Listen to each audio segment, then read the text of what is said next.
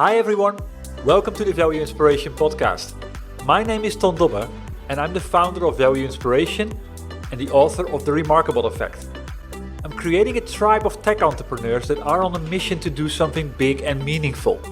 I invite you to join the tribe as well, especially if you want to create change that matters and put your software business on momentum that you're proud of.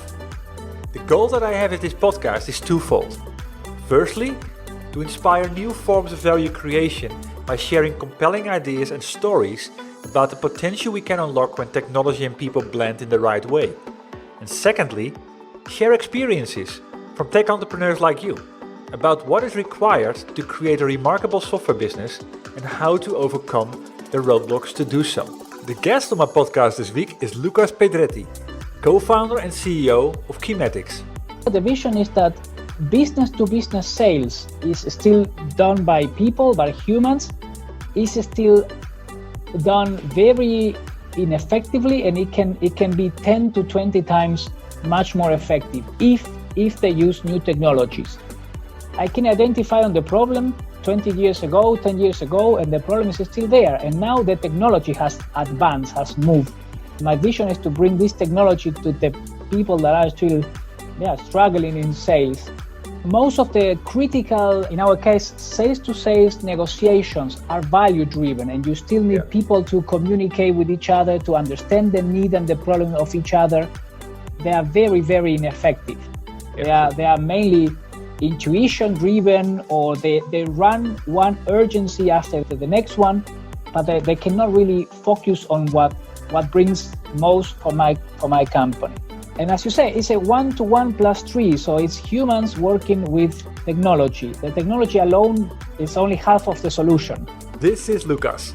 He's a self-proclaimed innovator with an MBA and 20 years of experience in international management, business administration and marketing of technological products. He has worked for companies like Festo, Belden and Omron Electronics. And besides being passionate about sales, he's an avid traveler and a social media aficionado. He strongly believes that in the near future, artificial intelligence will be the decisive factor for medium-sized companies to remain competitive. And that put him on a mission to make a dent in the world, and specifically the world of B2B sales, by augmenting sales leaders around the world to sell more faster. And that triggered me, hence I invited Lucas to my podcast. We explored a sizable problem that many B2B sales leaders are struggling with and how this can be solved with technology in ways that provide exponential results. We discussed the role of AI to augment people and not to automate them out of a job.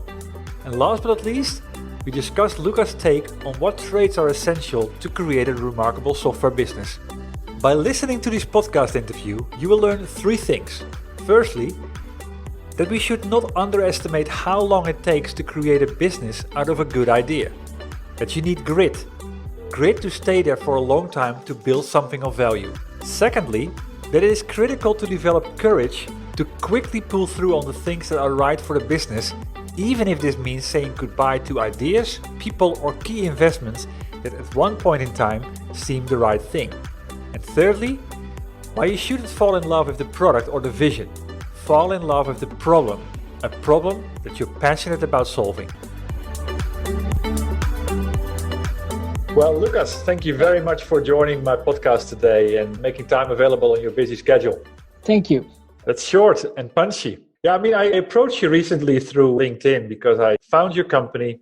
I looked at your vision, and something triggered me there, and hence I invited you here. So before we start talking about that, a little bit about you, if you would explain yourself in about 3 words, what would those words be? 3 words.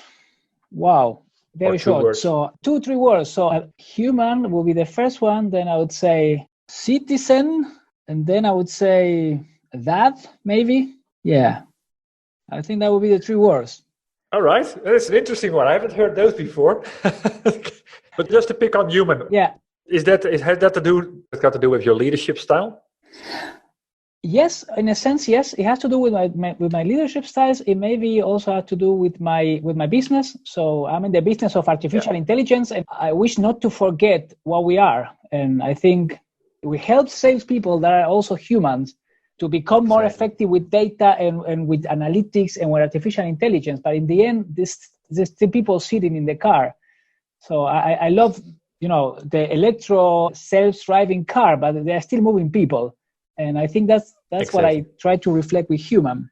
Yeah, well, I think that fits really well with the purpose of my podcast. I mean, I started my podcast and I wanted to do something around disruptive technology, but primarily not about the technology that is automating people out of a job. I actually want to kind of focus on how we can use technology to make people deliver an impact that have never been possible before. And that's what I see in your company, Qymatix. Talking about the citizen aspect then, has that got to do with the fact that you've been working around the world in various... Yes, I was trying to find a word that reflects my I was born and raised in Buenos Aires, Argentina, from an Italian family, also with French roots, which is quite common in Argentina. Argentina is maybe like the US, like Australia is a country of immigrants. But I no longer live there, and I have lived in several countries. So what am I? I believe I'm a citizen of the world, if you might say, but you only have one word, So I choose citizen. I think most of the people still relate to this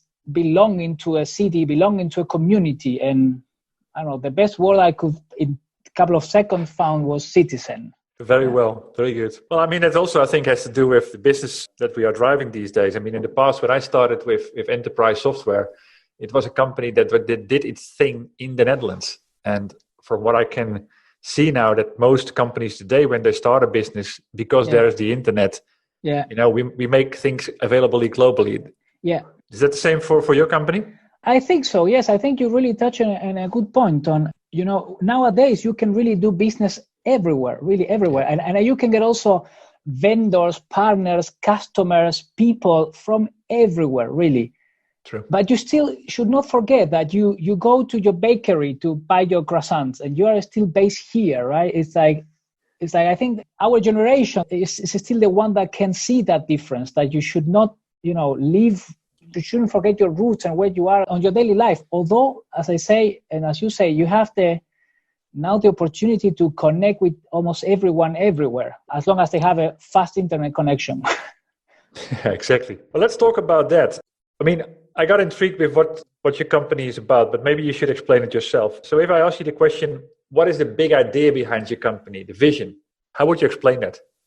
Well, the big idea, the vision is that business-to-business sales is still done by people, by humans, is still done very ineffectively, and it can be 10 to 20 times much more effective if they use new technologies. And that's our vision. We want to make business-to-business sales 10, 20 times more effective. We want to make them happier. We want to, as you say, help people to make their job better, not to replace them with automation. I think there's a common misunderstanding of believing automation will replace people. No, It will certainly replace some skills those people have.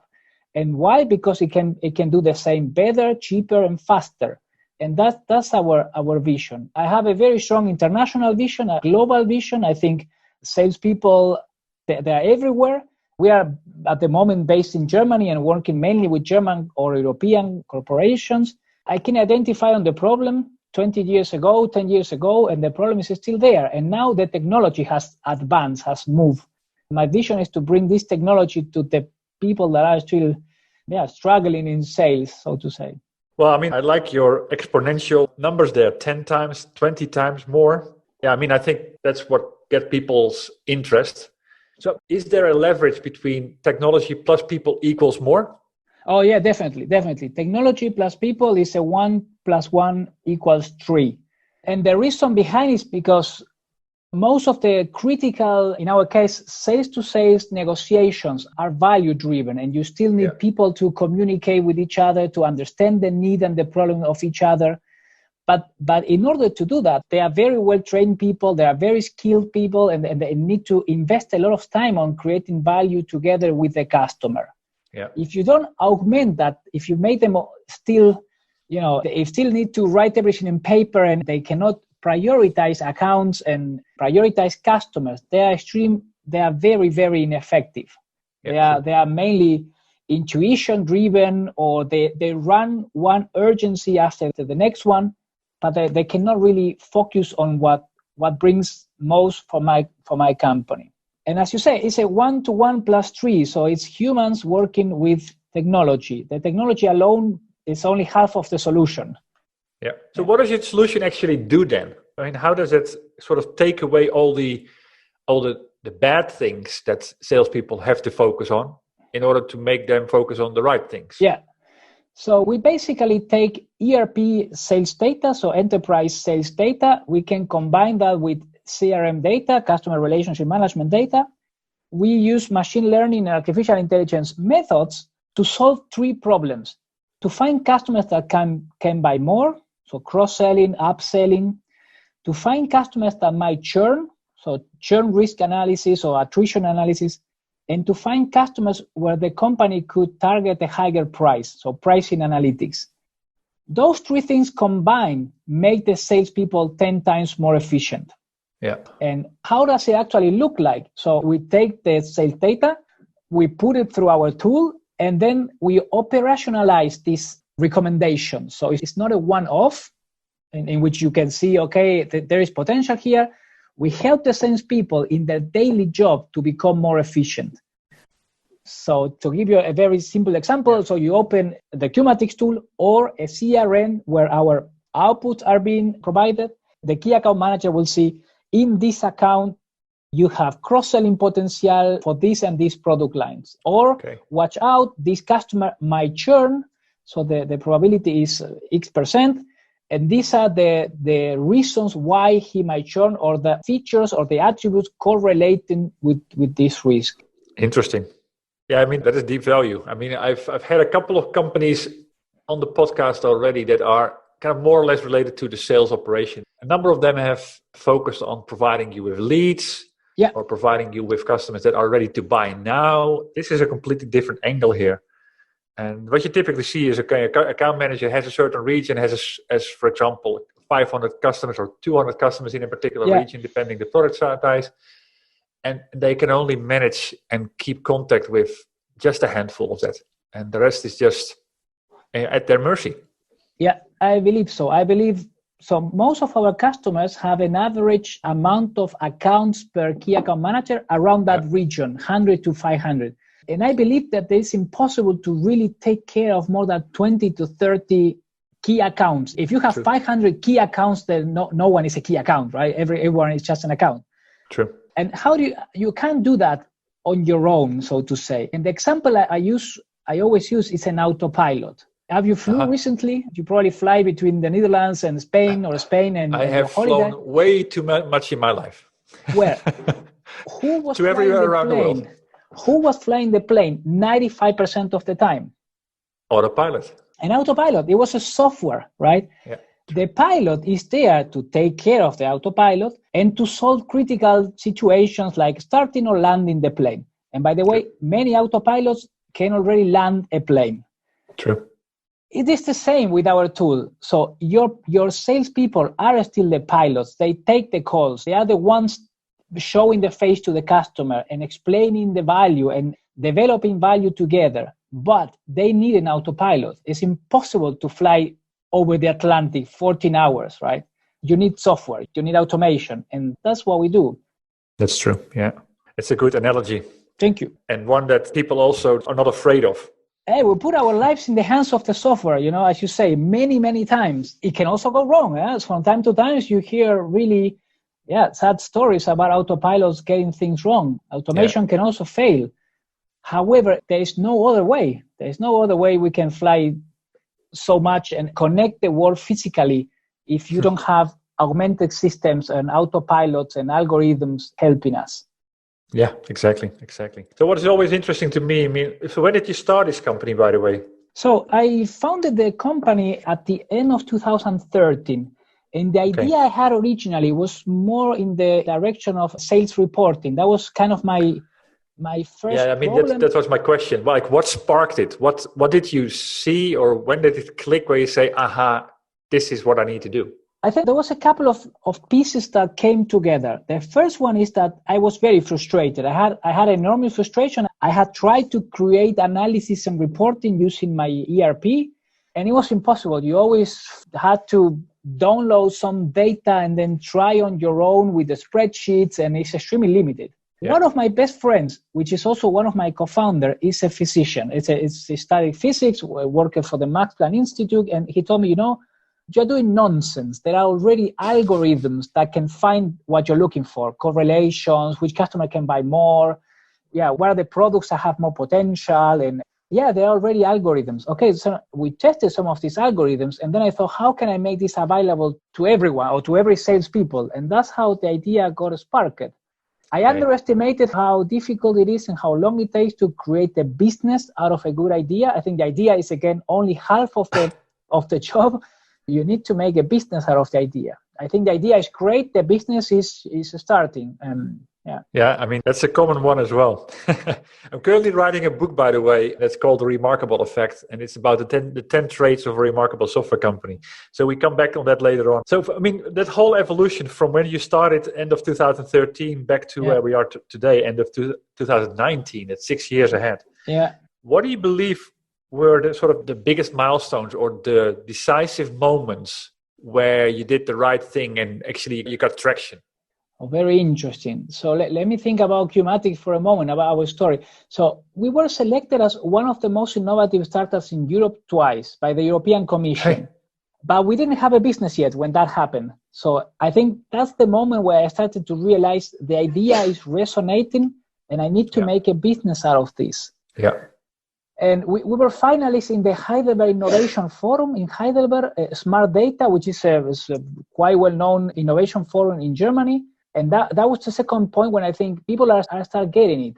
But I still didn't have a finalized product, neither really ongoing customers. I think probably the next milestone will be seeing the product. So we launched the product almost 2 years ago. That's the moment when you see, wow, this could really take off. There is a way of solving this problem. Of course, it's still, no software product is never complete. There are many things we still would like to do, and we are working on them. That was a realization. I thought, wow, this could really happen. And then I met a partner, I think probably around 2014 or 15. This partner is a sales consultant, and he saw a very trivial version of our tool, and he got the vision right very quickly. And that also helped me to accelerate my business development, because we are acquiring customers together. And it also was a validation.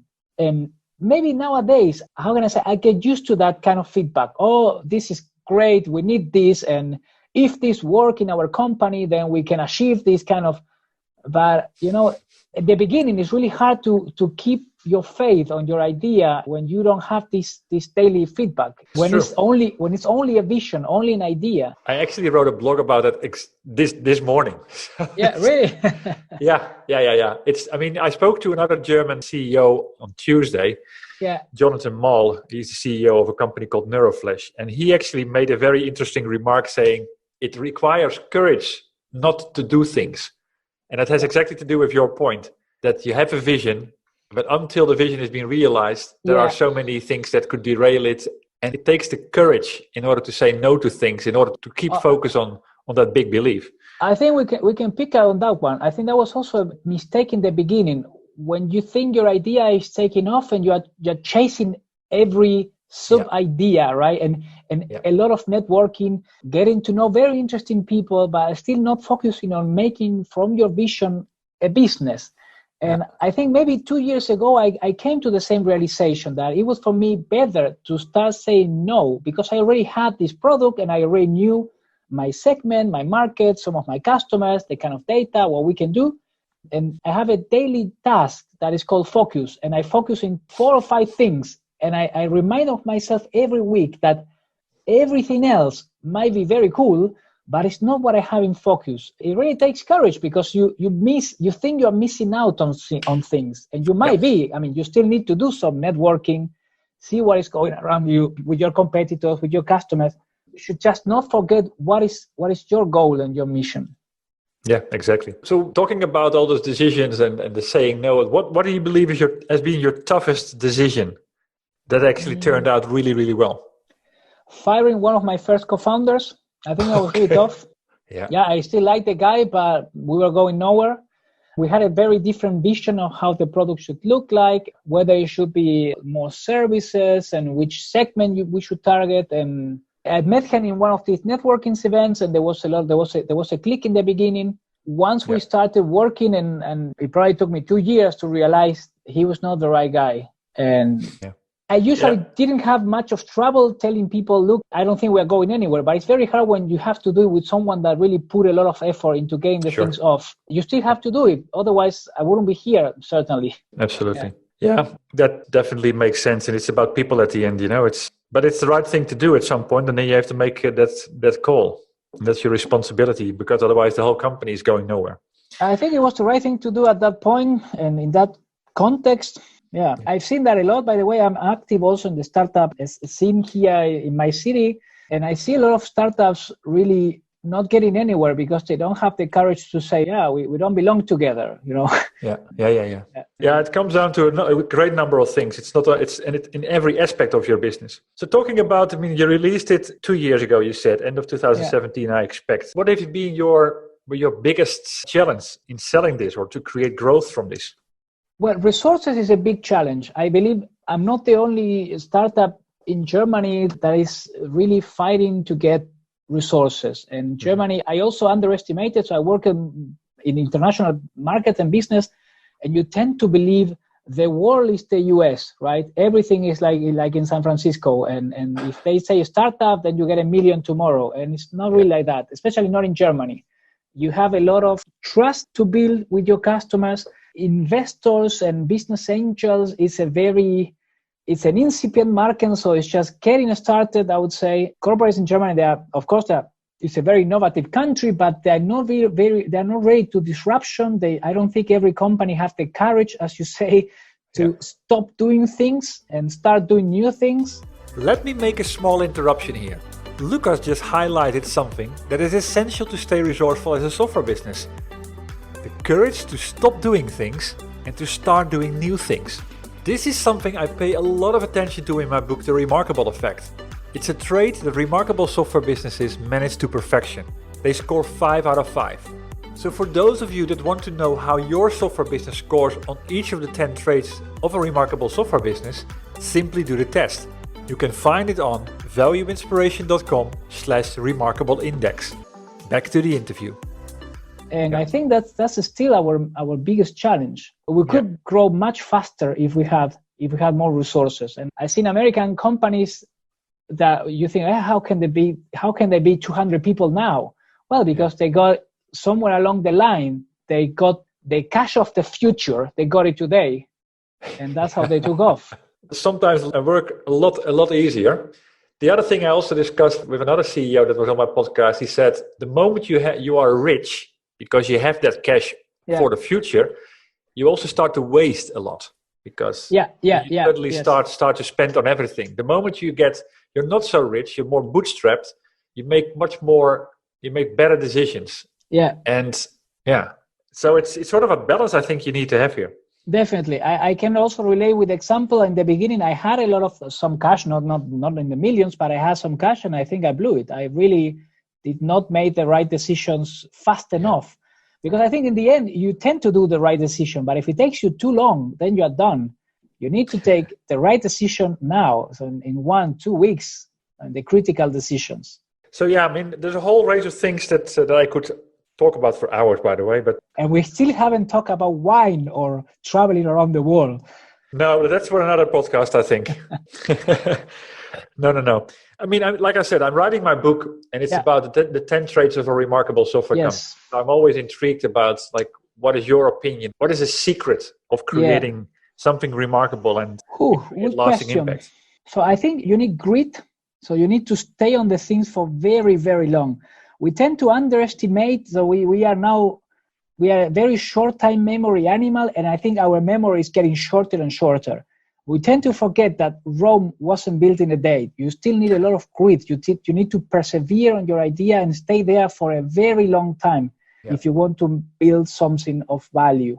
And I think that's a remarkable trait, being able to stay there for a long time, even when nobody else believes about it. Because, 5 years and you're still here? If it is your thing and you believe in it and you are getting good feedback from the people you think that cares about the problem, then you should stay there. I think that's probably the main or the first trait I would say. However, it might also contradict the idea that you need to learn and pivot and change direction when it's needed. If you have worked and it didn't work, then discard it and start again. And sometimes it takes also the courage to throw everything away and start from scratch again. Yeah. You think, oh, but I built this, I did this, but if it's not doing the job, or you're going nowhere. And this is a problem too, because a lot of founders tend to fall in love with their product or with the vision or with the company or with the team, and they don't realize that it's not longer helping them. No, that's true. Yeah. I mean, I've seen that I used to work for a company that is, in the meantime, I think almost 40 years old. But I mean, there's this idea or the belief that what you have, what you've invested in for so long, that you need to evolve that. And sometimes you have to make that call and say, wait a minute, we are now in a dead end.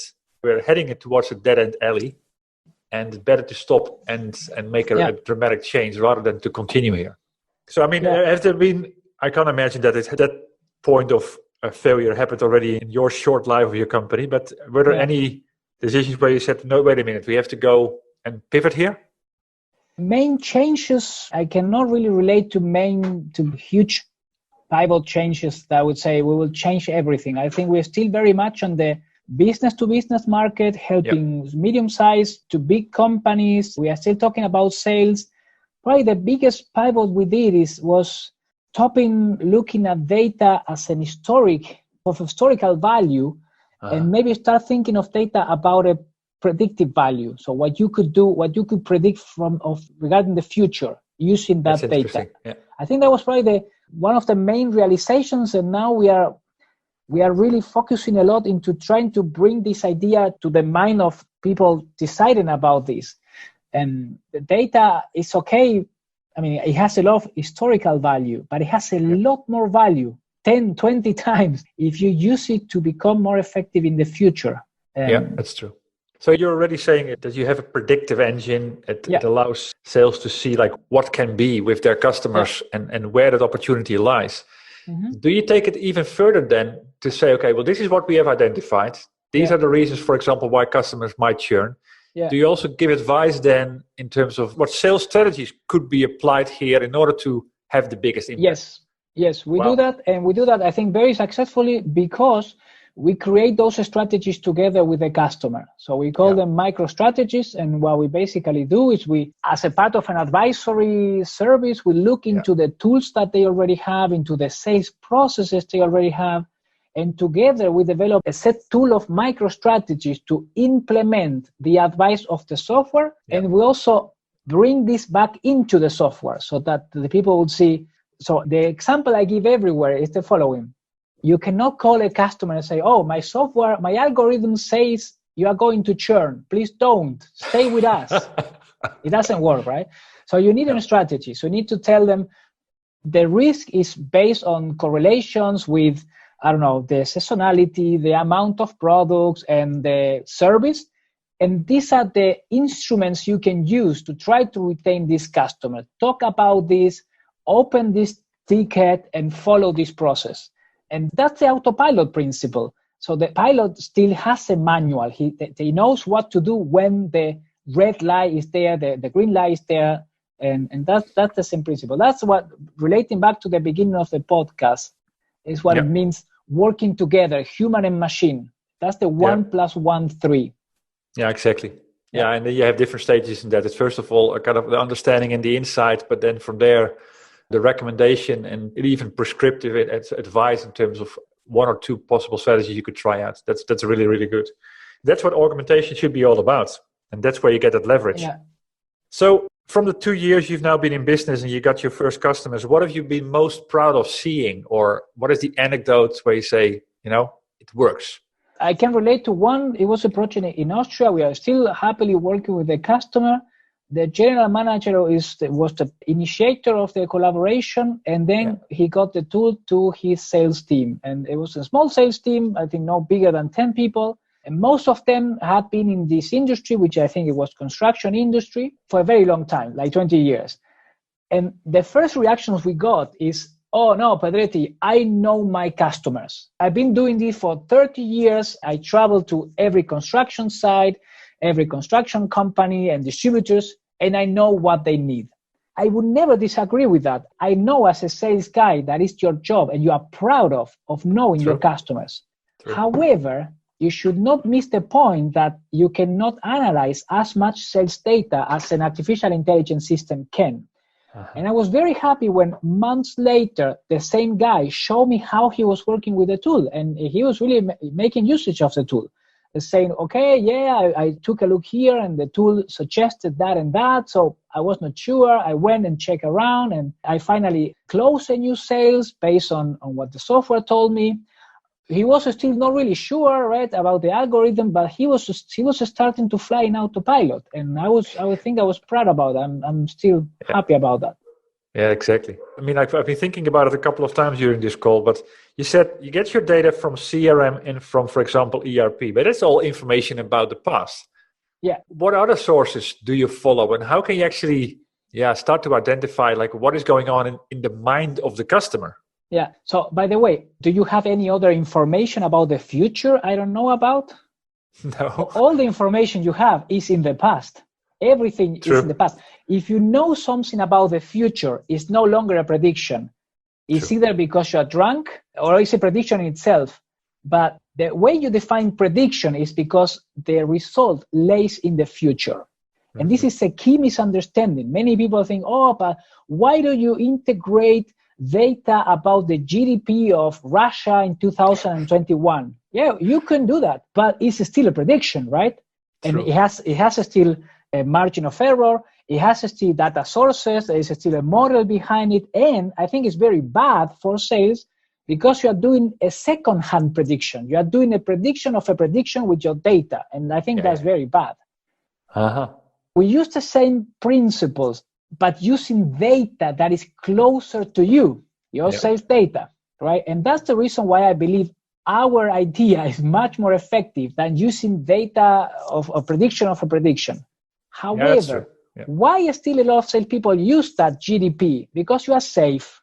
I've done it myself, right? You say, well, the IMF is saying there will be a recession in the US, 5% less, or we will sell only 5%, and okay, well, claps to everyone. As a prediction, it can be very, very bad, very inaccurate, and it can still be quite expensive because you need to get the data, you put it into some sort of spreadsheet, you make some pivots, some modeling, you do manual, and it's no way you can check if that was right or wrong. And all these predictions are usually quite wrong, let's say 50% of the time. And it could even be just prediction. Yeah, it could even be that because of a particular recession coming, that you're actually going to thrive yourself because you have the antidote for that. So it's exactly. Yeah. First, I read in a book or an article recently. I think it was International Monetary Fund found that he has a very well-paid doctors in predictions and analysis, and they still cannot get right 50% of their predictions. So 50% of the times they are outside of range of error. And the reason is not because they are bad, it's because it's very hard to predict something as complex as the economy. Yeah, that's true. Maybe another reasons as bias, or they are very optimistic, whatever. The same about the weather, right? You still use your weather app in your phone, but it's still a prediction, and it's very hard to predict the weather. However, we are getting better and better. We have more technology, we have more data. And if you predict the weather for the next couple of hours, it's usually quite good. And it's the same principle for any other kind of prediction. If you want to predict your own sales, so use your own data. Yeah. No, I mean, the reason why I was asking it, for example, one of the companies I interviewed was First, headed up by Mike Schneider. And they are creating a tool that helps real estate agents sell more. But they get a lot of their data from outside of those systems.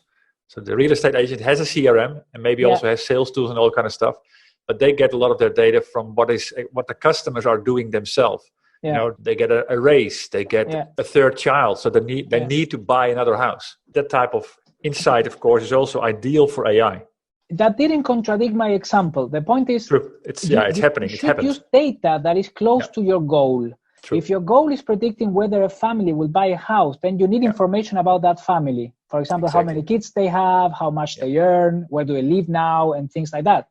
True. And we do the same for sales.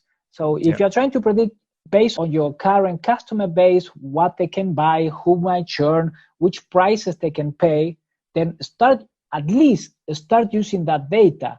Yeah. I'm not saying you might not need another external source of data. For example, in retail, that you can say, okay, let's use weather data or economic activity of small regions or very granular data, and you can still do that. But the first point is use the data that you already have and that is closer to your prediction goal. Yeah. One of my other podcast guests was talking always about, all these systems are actually that holds the water, but no one does anything with the water. And here in this case, you start to use that water as fuel for something better. That's fascinating. So let me see. From the lessons that you've learned in sales, being an entrepreneur, starting your own company and being where you are today with Qymatix, what would be an advice you would give other entrepreneurs or to-be entrepreneurs to do different or better? What I'm hearing a lot, and I couldn't agree more, is you should have some passion about the problem, because it will take you a very long time to take the business off. So if you don't believe in what you're doing, then do something else. You will spend your time and the time of a lot of people and probably a lot of money in doing something you don't believe in. So you definitely should find something you would like to solve and you are passionate about solving. And that was for me sales, right? And for other people, it could be other things. Yeah. And the second advice I think you make a right point here. And I'm glad you said, you articulated it correctly. It's not about passion for the product, it's passion for the problem. Yeah. That's the essence. Thank you for picking that up. I haven't thought about that, but you're right. Yeah, it's not about the product. It's not about your idea or about your business. It's about, there is a problem and there is a lot of people that have that problem. Exactly. And you can create a solution that will help them. It will be of value. And so go in that direction. And if you don't feel that in the beginning, then maybe do something else. Because it's hard really to get a company and a product started. And the good news is that it might be getting easier and easier because of software, of infrastructure, of the internet, and all the ways of communication. It still needs a committed, passionate entrepreneur. Yeah, exactly correct. And the moment you start, you understand what business you are really in. I've written about it many times. You're not in the business of creating a sales automation tool or an AI for sales. You're in the business of solving that problem that sales are not able to sell 20 times more. That's what you're in business about. And at the moment, of course, it could be that the solution that you're currently creating is the most obvious way of solving that. Yeah. But next year or 2 years down the road, it could be something completely different. And that allows you to pivot. Yeah. To move on with that. Very interesting. So what is next for you? What is your greatest aspiration for the next 12 to 24 months? So my greatest aspiration, and I probably go back to that short list of focus ideas, I want to make my current customers extremely happy. So I try to under-promise, and now is the time to over-deliver. And to some extent, we have already over-delivered, and they gave us a very good feedback. I want to make sure they are extremely happy. There always more, and that also requires stretching my attention and my time. So that's probably my biggest challenge for the next couple of months. Getting the solution to more salespeople, I found it sad that there are still salespeople struggling out there that could be happy with our solution, but it takes time. Change requires that that there is a problem and that there is a solution. And that, I think, is the second biggest challenge, really reaching more people, more salespeople. I hope your podcast will also help me to tell them, look, there is another way. You don't need to struggle. True. There is a solution already for that. That's true. For that problem.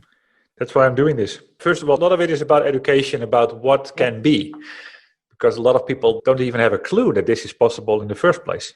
Yes. Or they have this kind of misunderstanding. Yeah, but how can you do that? We don't have the data. Or how can you do that? We have to, gather all possible data like Amazon. You can't compete with Amazons, with Facebook, with Google, but there is still things you can do to beat your competitors and make your customers happier. Use the data that you have. Use the methods that are already well known. Use products that are already tested on the market. And as you say, enable your people to become better, right? A lot of companies, they think, but that means I have to fire, or what my people do. Make them happier. Give them tools that will make them happy. Explain them how they work. Involve them in the change. Everybody wants to be better and happier, I think, as most of people I know. It's the right word. It's not about more, it's about better. Yeah. Interesting. So, I mean, if there's anyone in the audience that could help you, what would you ask? What's the big ask that you need help on? Good question. At the moment, I think our biggest resources, as I say, if there is any investor or corporate in the room that has a sales team and wants to make the sales team more efficient, so write me a message and I will try to see how to help you. That will help us too.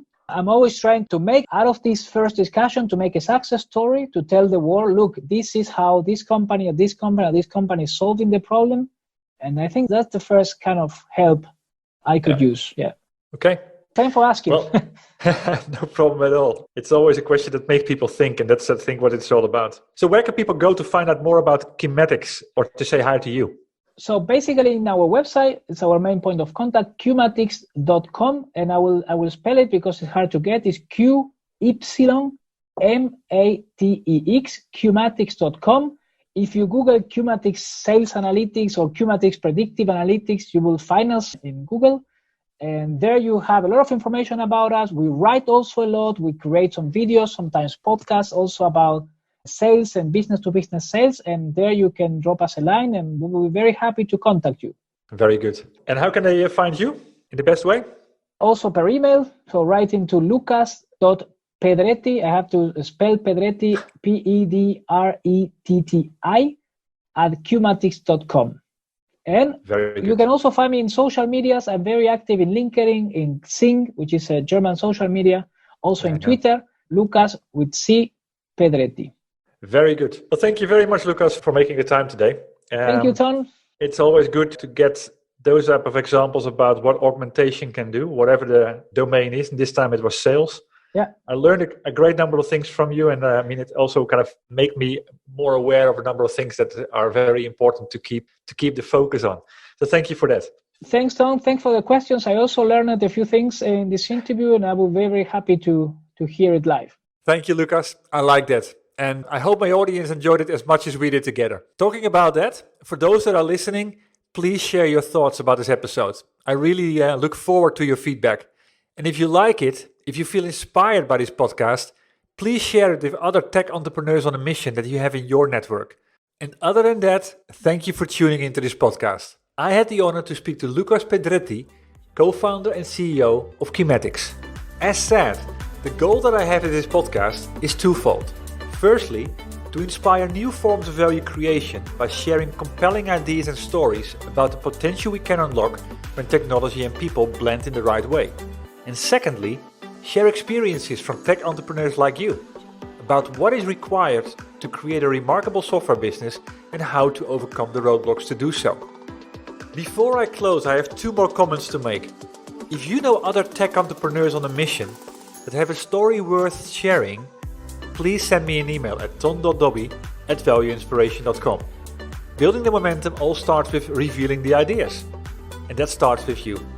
And if you want to know more about my book, or you're interested in joining the Remarkable Effect tribe, please visit my website at www.valueinspiration.com. Thanks for tuning in. And you could do me a big favor by rating the podcast on iTunes or provide me with your feedback directly. I'll see you shortly on a new episode.